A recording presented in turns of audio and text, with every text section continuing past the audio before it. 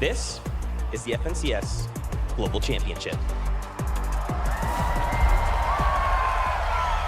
Good amount. Let's have a look. Just a little bit. Of course, $1 million going to the duo that can walk away in that #1 spot on Sunday, but even just getting here will net you something. Yes. Also, it's a huge difference between first and second place. We saw at the Invitational how close it was. Outs is so pivotal, and we see that in this moment at the Invitational, why that made such a difference, why Queasy and Vino didn't know that you couldn't build a wall there. Break that down. So today and tomorrow, we have 5 games lined up. It's obviously been recently introduced to the game. They've already had a new dynamic to the game. Of course, we have the Forecast Towers worth 3 points, and of course, the Rift Island worth 15 points. Currently, we're contested by Aegis and Canada. I wouldn't say that I'm scared of them. We've been playing against better players off spawn than them, for sure. But like when I heard I was coming to Copenhagen, like I'm not gonna lie, I'm here to find a girlfriend. You know what I'm saying? The Danish girls are here. They're pretty beautiful. Against one another, especially Canada. Let's just back up here and really touch base about the problems that he's going to face right now. These guys are absolutely incredible. We saw in Major number 2, 12 game grand finals, 6 victory royales. I don't understand how that's even possible.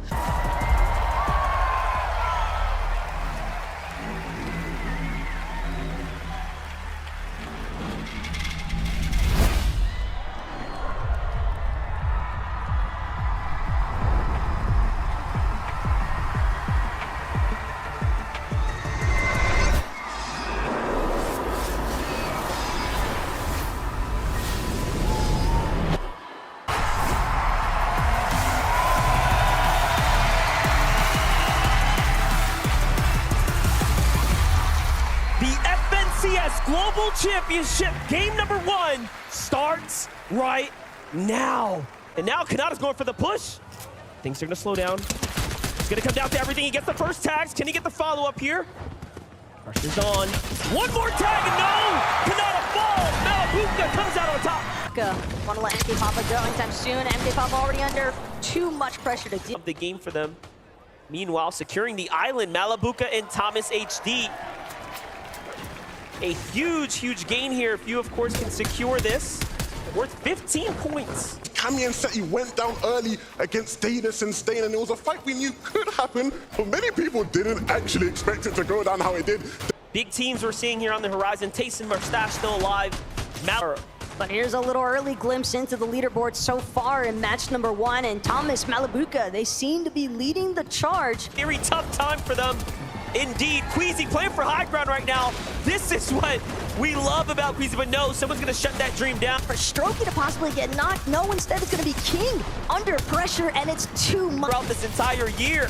But look up, it's Queasy, it's Veno. They get chopped momentarily by Mustache, but it's still not seeming to deter them from maintaining control of this high ground. Completely. Nobody wanted to go for it. First game of an in-person event. Who has the guts to go for the island? It's these guys. For a fight here, Mustache and Tayson trying to take it all away. They give it down. Queasy puts up the fight against Tayson and puts him down as well. No material left.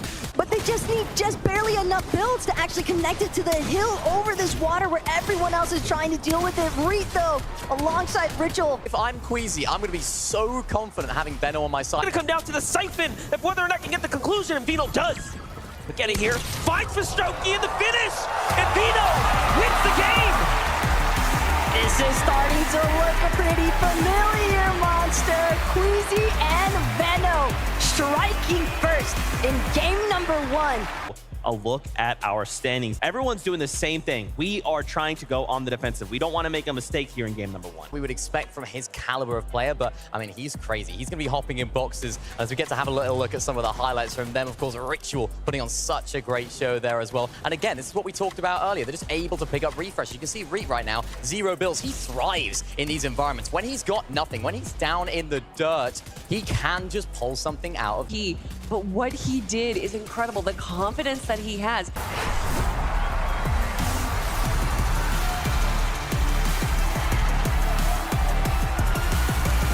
What he is capable of, coming second. The FNCS major thing for the Asian region, but no, comes in and Cammy finishes the job. Take a look at how Kanada, with the redemption shot here, opens up onto Malabuka. The greed was real. He finishes him off, and then Thomas HD in the distance. The shoes were changed. put on the other foot here. They secure the slurp truck, get the double angle, and Kanata aggressively slides on over to get the full finish. And now they have a chance. No longer in the lobby. Yeah, Pars and Baka turned online now and get the finish on Tatini. There it is. And Vico from the Frenzy Farms now up to a high ground position here. I'm gonna go for trades, and oh, what a dirty angle there for Vico. Last game taken out a lot earlier than they would have liked, so this is their chance to go ahead and bounce back, put some numbers on the board. And they have a very, very interesting strategy. They're actually healing Striker and getting as much surge as possible. What a unique position to be in, but also you have to be so smart to think like this. Decent span out here. Will get some nice shots onto Mustache. In Ritual, I mean, who did we see last game on the Rift Island? It was Thomas Malabuka. Well, guess what? They got eliminated. Goes into the box. He's going for the full push. Baka's here to back him up. And this is what happens. You shake the hornet's nest and you might get stung. And luckily for him, he will escape. Number 2. Wait, no way he gets the save, right? Steady. Going for it. So close. Might have to keep him fine for as much of a fragger as he is. Oh no, trouble though for threats here. Duos remaining here in game 2 for Stroky and Kylie down, and Shari Vision View. On right now, but it's on Pink. Seti is the one who's gonna clutch up here when it matters. And although he may have saved... So long as they're in the match, teams are gonna have to look out. Cole though with Acorn. In the upper tier of the 50 to be here today. Kanata falls inside the once, he clutches up, goes in and takes down Pars. Seti says, hold up, you want hype for free? Not when I'm in the lobby. Down goes Girus, and a quick trade there, but Shari. By time, only one build left though. Solos. This next moment has to be his best. Plixie Whoa! doesn't see it coming as Acorn finds the elimination he needs. Just enough builds to keep going up.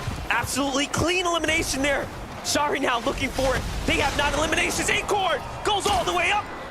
Needs to come on down, knows where his opponent is, and he's looking for him. But the zone is ticking, gets right into it. He knows he's got a couple opportunities here. It's all or nothing now. One shot will be it, but no. It's Shari take home the second game now alongside Girus.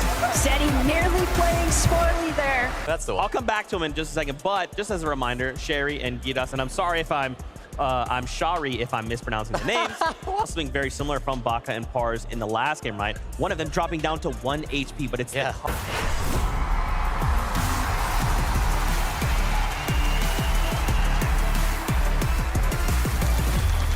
All right, we heard you make some noise. It sounds like you are ready for game number 3. I am too. Little tactical DMR, infiltrator pump as well. Stain trying to do his best to pressure from the bottom of this barn. It's going to be Stain actually eliminated. Be careful.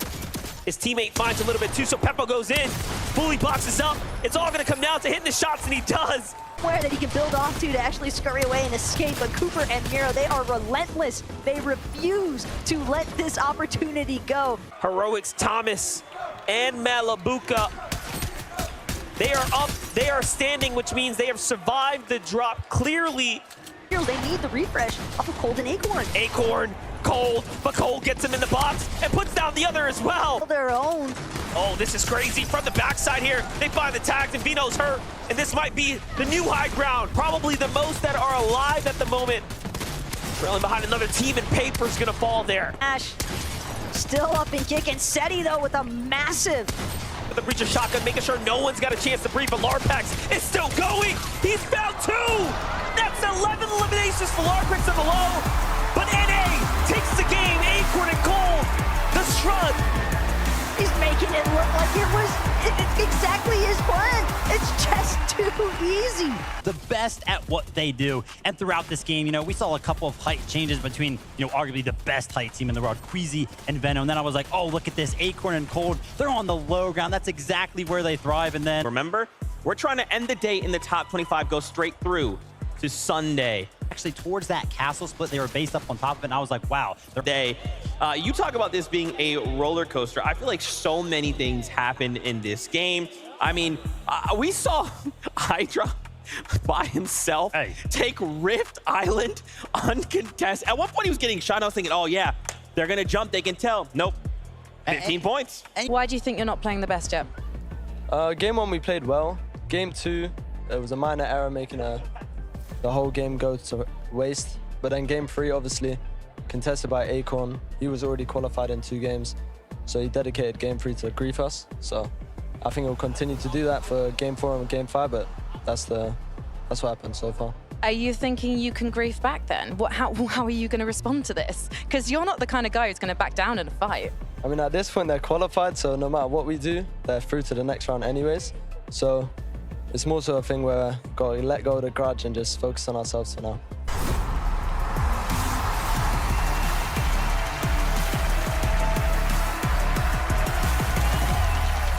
What I was gonna say is a shout out to Cammy and Seti. Yeah, he's alone. Nice! Get. Something nobody would have expected coming into today. Circumstance together.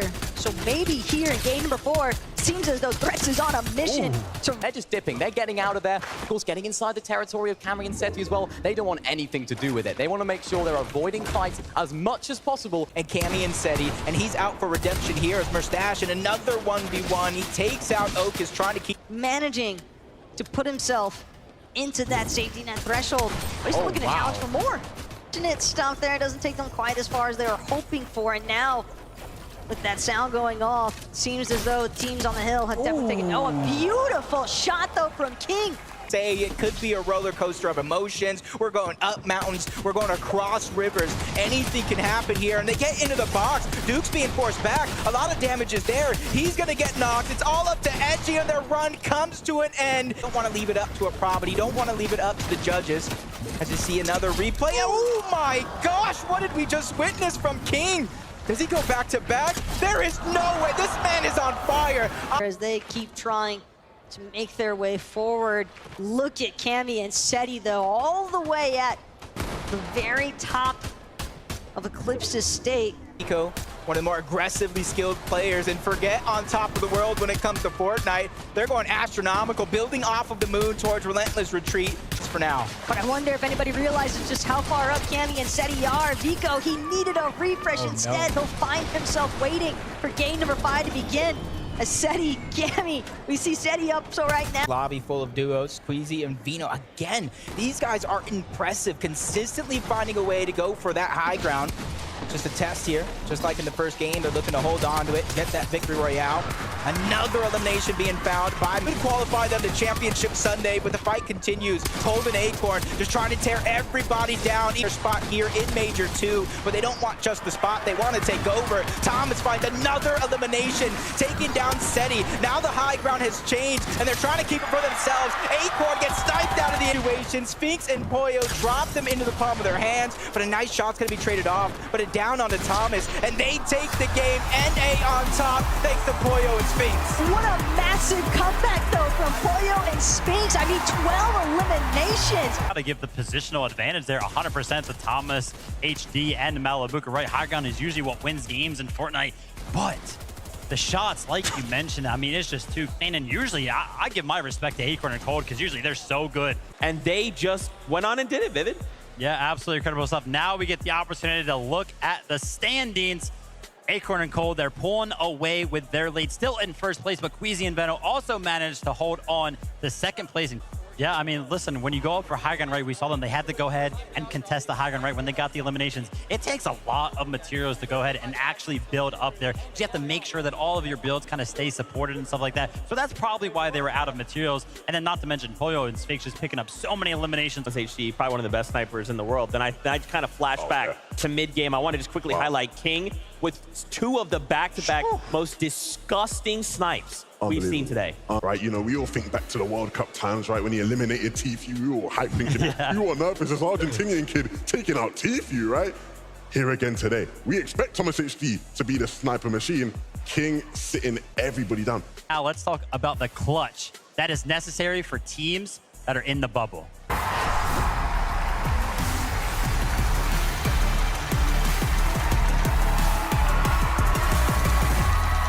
Advantage of what is usually a triple chest on the side of that mountain. For both angles, time is running out unless a miracle happens here, as Axe forced a little bit of a jumble and a misstep, but his teammate is there. Say a med kit's probably getting popped. Queasy does have some splashes. He's just trying to hound. Majors, even though Racetrack might have gone their way, running into Yamzo and Rise is a different story altogether as Agers now forced to bounce, has to leave Kanata to be eliminate collected, and they went from wanting to camp Thomas's reboot card to now Agers potentially having to worry about whether or not they do that. Iamzo and Raz will do the same to Kanata. Yeah, this is very troublesome for Agers and Kanata, the duo that needs at minimum a top 10 performance here in this game if they're looking to skip Saturday and go directly to our championship. Baka just playing a game of peekaboo. It's working out for him, but everything good comes to an end eventually, and Baka takes a massive shot. The thing here, it doesn't matter where he's at because he goes down. Let's go ahead and go and listen in to see what happened in the beginning of this game. I mean, when he gets in, I'll be able to see him and just run. 30-60 on him. Nice. I got a headshot snipe through the bush. This is so sad, man. Down. And the headshot on the Mappy. That is a Dead side rotations, yeah, you might have the best positioning in the world, but it doesn't really mean a whole lot if you don't have any damage with it ultimately. Just to find some damage. That's Damage big. is something they do plenty here for Acorn and Cold. I was gonna say that was big, but it comes to an end yet again, and Pink and Vico outside of that top 25. So he's all by himself. Podesai, we already saw him go down earlier on in the game. The strike from above, the sneak attack, and it's worked to perfection. Emerson, it was left to a coin flip of all things. And what a coin flip it was. I hope Cooper kept that coin, maybe framed it on a wall. Find a really nice elimination here, and this is a massive one as well. A nice little gift though, just on the ground, managed to pick up who's the king. He's trying to prioritize positioning, just hoping that some other team, some other solo gets eliminated first, and that could potentially put him to where he actually isn't below that search threshold. But Kanata right now, just barely clinging on, but it won't be enough. Teen is one of them. Julex and Chicho, they probably already got their spot, but Threats does it yet again. Another elimination. And granted, it might not be necessary. Almost found the closing shot there onto Rise, but with Iamzo there to back him up, it's no problem whatsoever. Let's take a look at our standings. Remember, we want to end the day in top 25 to go straight on through to Sunday. Have a little trouble with the top shelf sometimes. Okay. Can you go ahead and read out first place from all the way up there? Guys. All the way up there. All right. Who's so that? in first place, you have Agent Cold and Big Acorn. They have been phenomenal. Yes, 325 points. First place. Ladies and gentlemen, we got them. That is it. Now we set our eyes on tomorrow. The lower bracket kicks off same time, same great place. We'll have so much to talk about tomorrow, so make sure you do not miss.